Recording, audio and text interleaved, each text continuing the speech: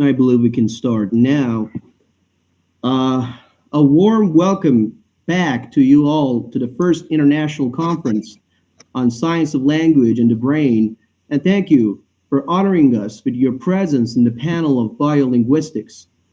Today, we're delighted to host an exquisite panel of experts in the field. It certainly brings me immense pleasure and joy to introduce the great names in this panel, the giants of the science of language as a biological object.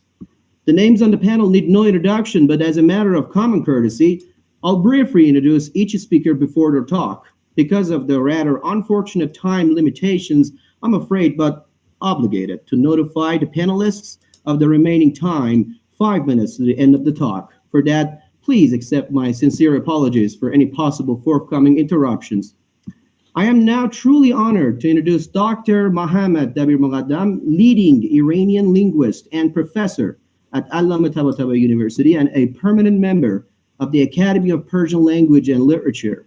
He is also the recipient of Iranian Science and Culture Hall of Fame. His books and papers have hugely influenced generations of linguists, and his groundbreaking works on typology and the generative enterprise have made him one of the giants of the field. Beyond biolinguistics and interactional theory of language is the title of his talk today, one that we're blessed to hear for the very first time. So without further ado, let us embark on a journey across the panel of biolinguistics. Please now join me in welcoming Professor Dabir-Moghaddam to this event.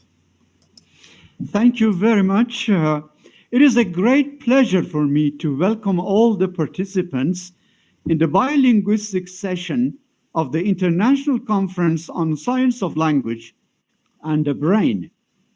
I'm extremely thankful to Dr. Farnoosh Safavi for her very professional management of this scientific event. My thanks extend to Mrs. Nayire Judi and Mr. Mustafa Barzagar, our PhD candidates in the Department of Linguistics of Allame Tabatabai University, for their meticulous arrangement of the talks in the biolinguistics session. My special appreciation is expressed to Professor Dr. Juan Uriagereka from University of Maryland, to Dr. Diego Gabriel Krivochin from University of Oxford, to Professor Dr. Suren Zolyan from the Russian Academy of Sciences, to Mustafa Barzagar from Allame Tabatabai University, to Professor Dr. James Douglas Sadie from University of Reading, who are going to share their research and expertise with us in the biolinguistics session. The title of my presentation is Beyond Biolinguistics. My presentation consists of 7 sections as listed in the slide. 1, from cognitive revolution to the biolinguistics program. Noam Chomsky's monumental book, Logical Structure of Linguistic Theory, 1955, published in 1975, marks the beginning of the cognitive revolution in modern linguistics. The term linguistic theory, as part of the title of this book, makes it clear that Chomsky, in the Saussurean trichotomy of langue, parole, and langage, had aimed at characterizing the properties of langage, namely the language faculty or zero state in the process of child language acquisition. This objective is reiterated in Chomsky's first published book, Syntactic Structures, 1957, as quoted below, where he outlines that the objective, I quote, should be a theory in which the descriptive devices utilized in particular grammars are presented and studied abstractly with no specific reference to particular languages. Chomsky, in his highly influential book, Aspects of the Theory of Syntax, 1965, devoted 12 pages to the philosophical foundations of his model of language, then known as the generative transformational grammar. This philosophical base was deeply discussed a year later in Chomsky's book Cartesian Linguistics as Cartesian Rationalism. In this book, Chomsky talks about universal grammar, equally called philosophical grammar, rational grammar, and natural grammar, which intends to address those genetically endowed properties that a human child is equipped with at the time of birth and which make the acquisition of the language or languages the child is exposed to possible. Those biologically endowed linguistic properties are the modern rendering of Plato's notion of concepts from pre-existence, shared by Herbert, 17th century, Descartes, 17th century, Leibniz, 18th century, Humboldt, 18th and 19th century, and others. In today's parlance, this approach to the scientific study of language is dubbed biolinguistics. The term biolinguistics was first used as the title of Meader and Muskin 1950's book, Handbook of Biolinguistics. So the term biolinguistics was the title of a handbook in 1950, a few years before Chomsky's approach to language, namely generativism, was even initiated. In that book, a Darwinian evolutionary perspective in biology and genetics, and an Einsteinian relativistic viewpoint in pure and physical sciences are hinted at in relation to linguistics and its utility in speech therapy and in the study of language disorders. But within the generative paradigm, biolinguistics has become synonymous with linguistics itself. Berwick and Chomsky 2011, in the article entitled The Biolinguistic Program, the current state of its development, define biolinguistics as the study of human language from the perspective of biology. They believe that from a biolinguistic perspective, we can basically view language as an organ of body, more or less on a par with the vision, digestive, or immunity system, or immunity systems. According to Berwick and Chomsky, two questions can be raised about this mental organ, namely language. Question one, why does language, which is obviously unique to humans, exist? Two, why is there more than one language in the world? These two questions are being dealt with within the biolinguistics program. As an important development in the biolinguistics program, I should mention Chomsky 2005's article, Three Factors in Language Design, and his 2004 article entitled Beyond Explanatory Adequacy. Those three factors are one, genetic endowment, namely UG, namely nature, two, experience, that is nurture, and three, principles, which are not specific to the language faculty. In these two articles, and in Chomsky 2008, entitled On Phases, where he considers beyond the explanatory adequacy as a deeper level of explanation, Chomsky is prepared to reduce purely linguistic notions and mechanisms to language-independent processing and similar principles.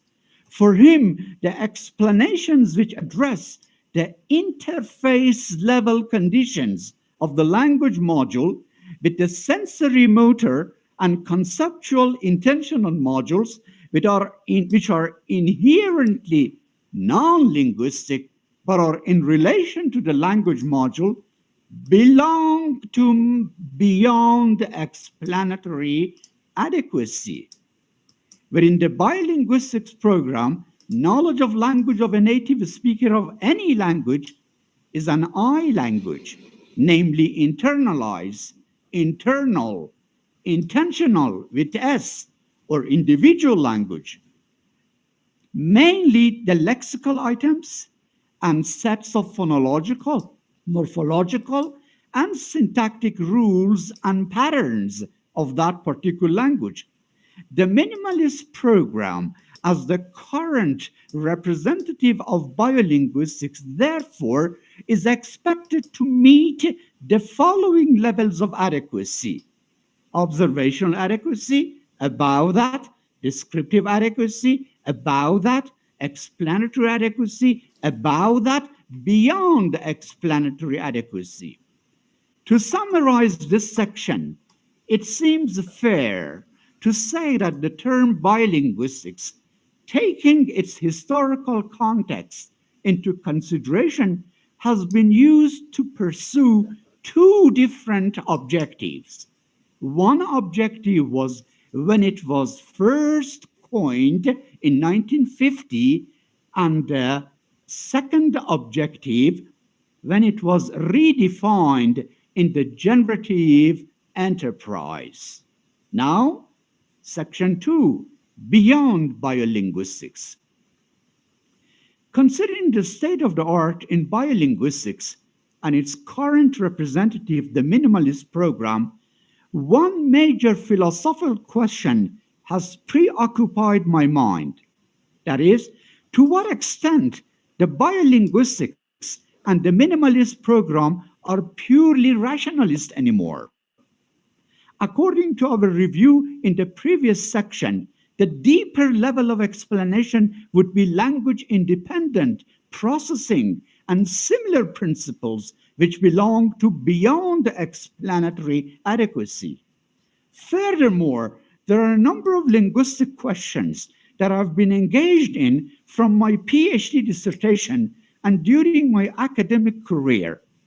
These questions have occurred to me while I have been doing research on modern Persian and its historical formation and development and its relation to its predecessors, early New Persian from 7th century AD, Middle Persian 3rd to 7th century AD, and Old Persian 6th to 4th centuries BC, as well as my research on a number of modern Iranian languages of Iran.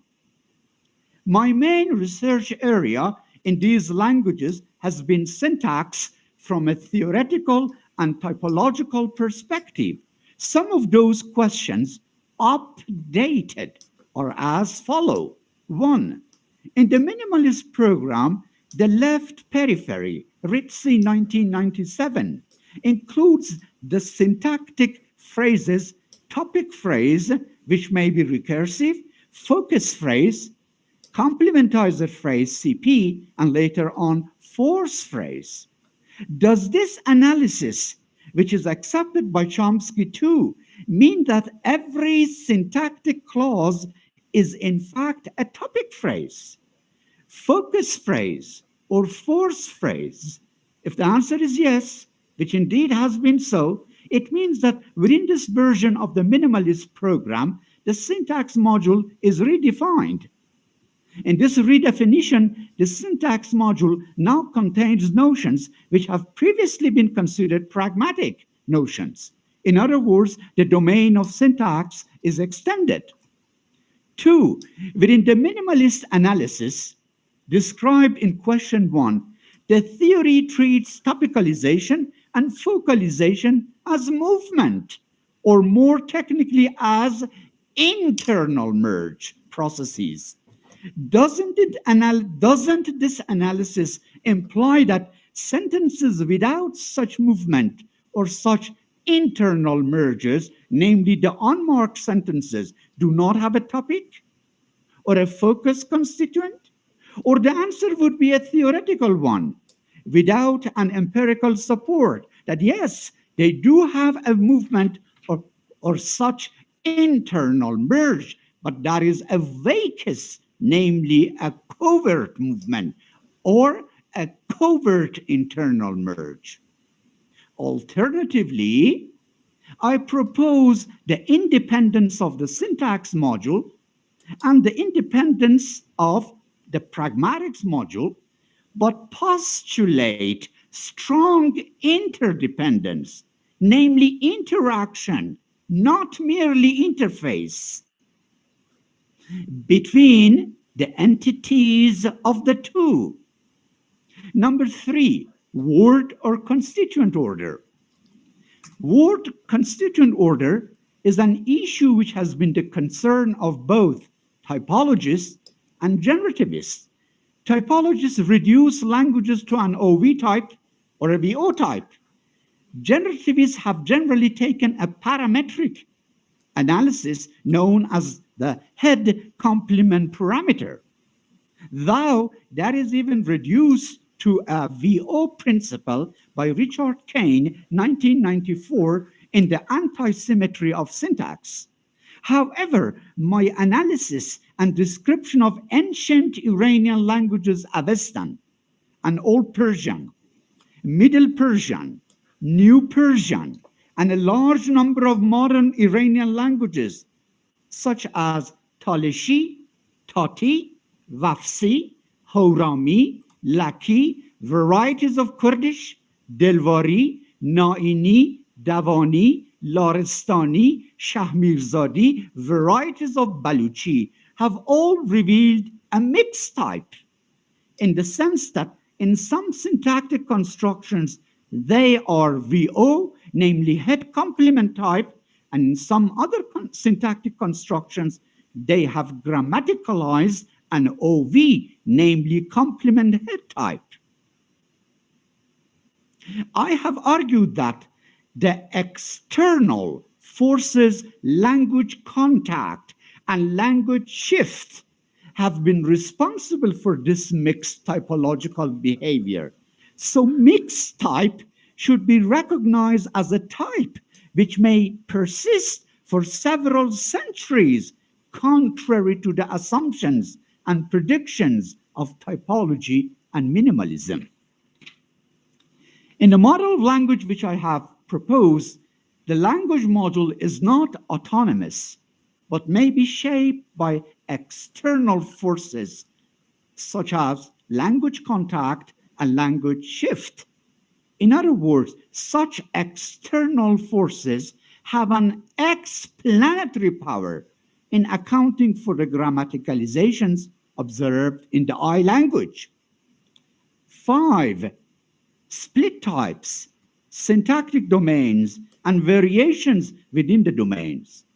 In a number of publications, I have discussed the alignment patterns in ancient, middle, and new Iranian languages. Those publications have shown that indexation, equally called agreement, is a strong mechanism in marking grammatical relations in Iranian languages. Furthermore, the indexation system of the majority of the Iranian languages is a split. The splitness is sensitive to one of the following 3 morphosyntactic factors. 1, aspect and transitivity. 2, tense and transitivity. Or 3, merely tense. Accordingly, these split alignment types are recognized in Iranian languages. Equally important is the fact that the indexation or agreement pronominal clitics encoding the grammatical subject are distributed in 3 syntactic domains as follow. 1, the CP domain. 2, the VP domain. Or 3, the PP, preposition phrase, plus V domain. This means that in this respect, 3 syntactic, namely formal, domains have been grammaticalized in Iranian languages for the distribution of the mentioned indexation or agreement pronominal clitics. Also important is that the indexation pronominal clitics in Iranian languages are mobile. It means that within their respective grammaticalized syntactic domain, any constituent may serve as the indexation pronominal clitic host. The host chosen will have an information structure value. More specifically, it will be under focus. Therefore, I claim that the indexation pronominal clitic in Iranian languages is bifunctional. One, a morphosyntactic entity, which encodes the grammatical subject, and B, an information structure entity, which marks the focalized constituent.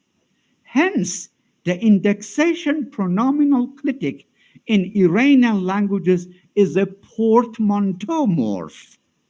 This bifunctionality shows an interdependence, namely interaction, and not simply interface between the morphosyntax as a module of language on the one hand, and information structure, or more generally pragmatics, as another module of language on the other hand. The other bifunctional, namely portmanteau morphs, which deserve mentioning, are the postposition enclitic ra in modern Persian, which is a direct object marker in syntax, and a secondary topic marker in information structure. And the subordinator, namely complementizer k, meaning that before embedded clauses, which may be used as a postposition to make the constituent which precedes it contrastive and focal. 5. Interdependence of syntax and morphology, the case of incorporation. Modern Persian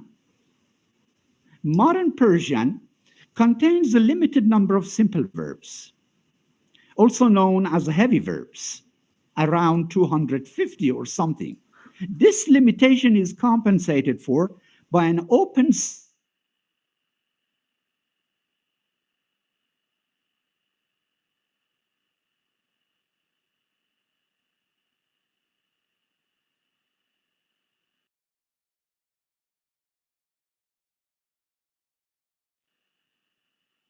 if it can be used as a generic bare noun to the verb of the sentence and produce a compound verb, complex predicate.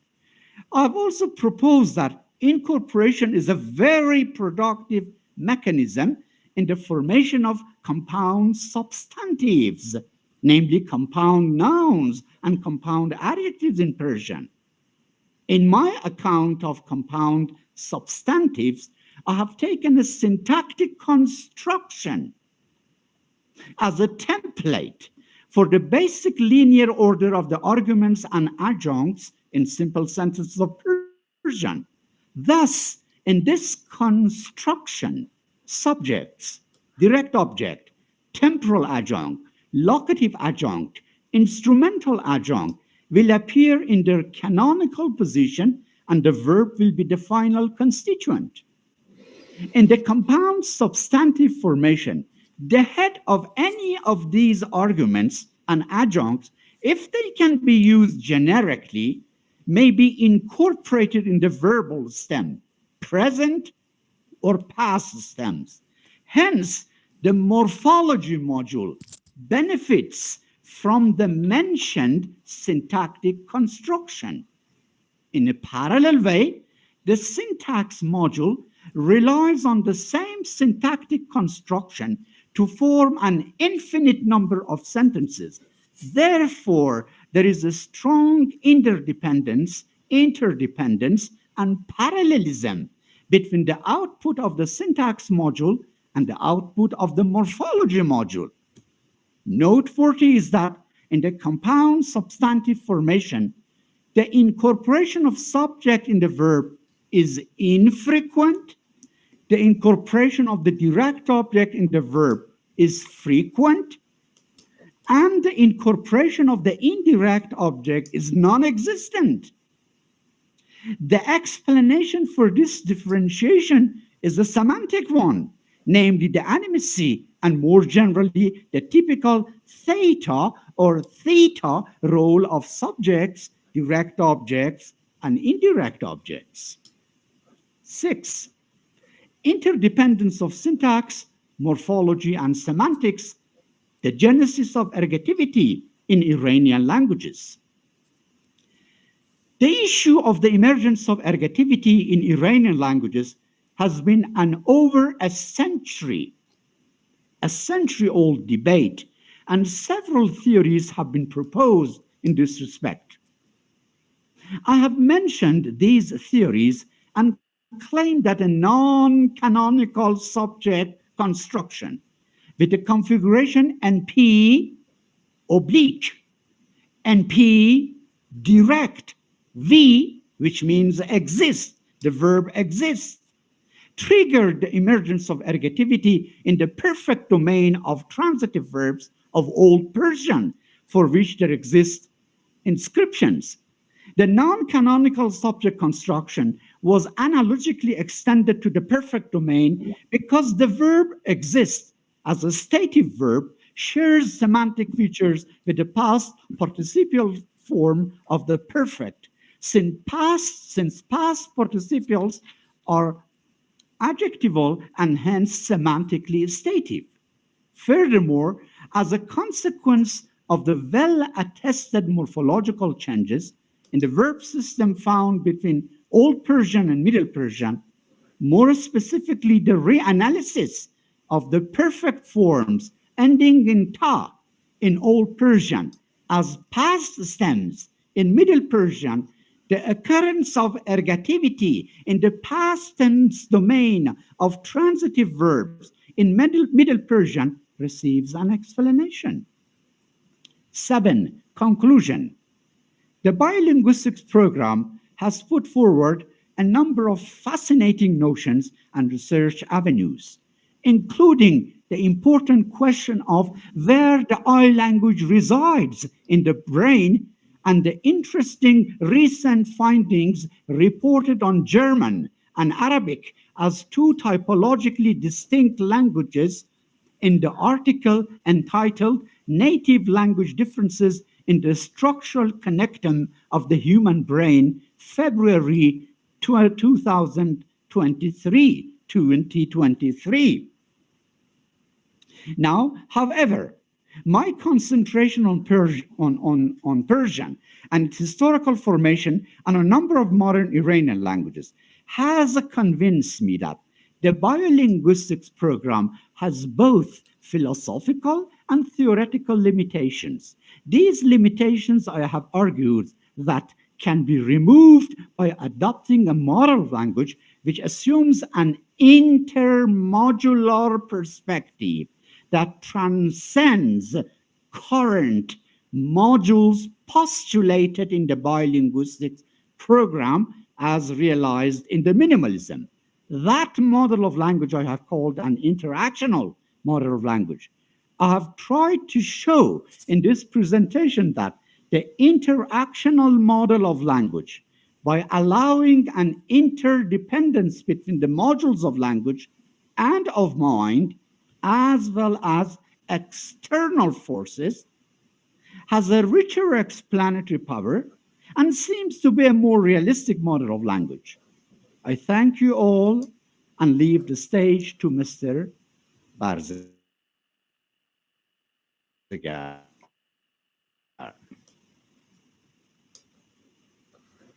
Well, thank you very much, sir. Innovative and insightful, of course, original as always. Thank you very much for the wonderful introductory comments. For now, let me see if you have any questions.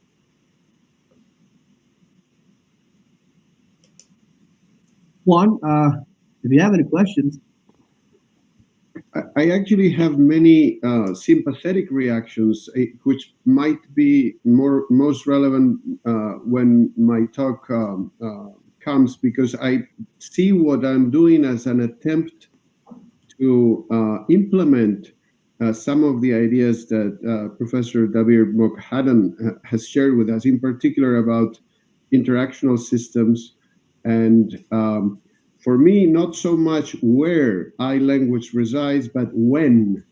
In other words, when in the brain temporally as well. So I think I appreciate very much the approach, including, of course, the historical connections. I did not know about the 1950 piece. That's a jewel that I will try to now read. So all the connections we can make in linguistics, going back to Panini and before, to me, are most welcome and shows what a deep science we are.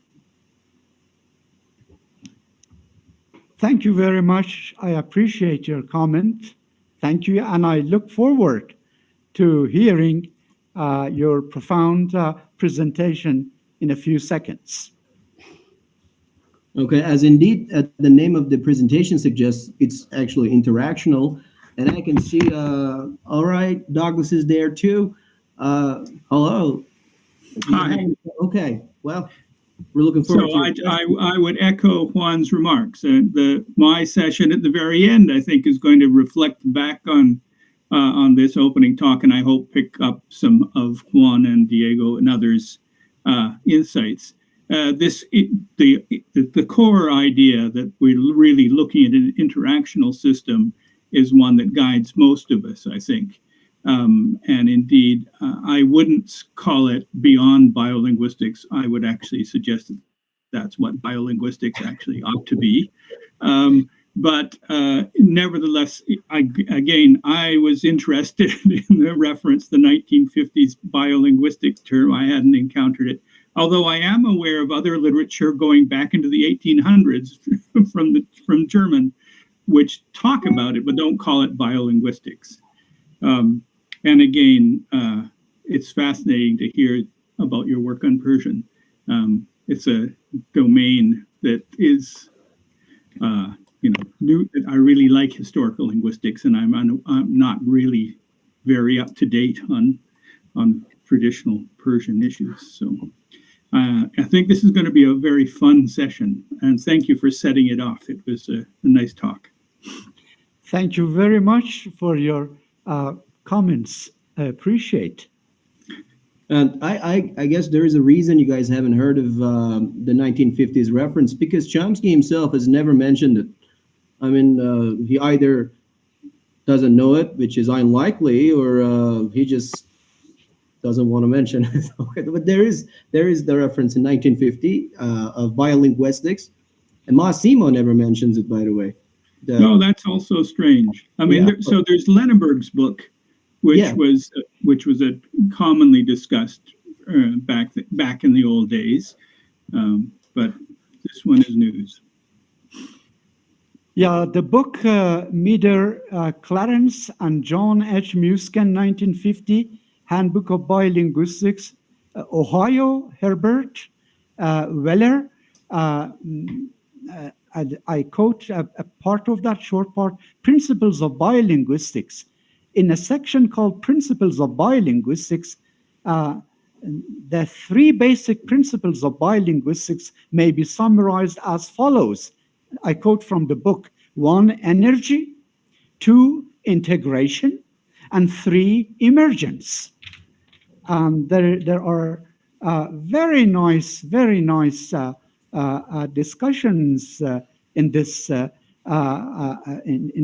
great volume of 1950, and I browsed through the volume, looked at different articles they were concerned with about disorders, language disorders, and speech therapy, and the role that linguistics can have in those things. Fascinating. And the language of the manuscript is also a very academic language, contrary to the language of the authors in today's world, where simplified, colloquial, conversational, that is very, in fact, classical and to me, scientific. All right, thank you very much, Professor Dabir-Moghaddam, and thank you for being very careful with time.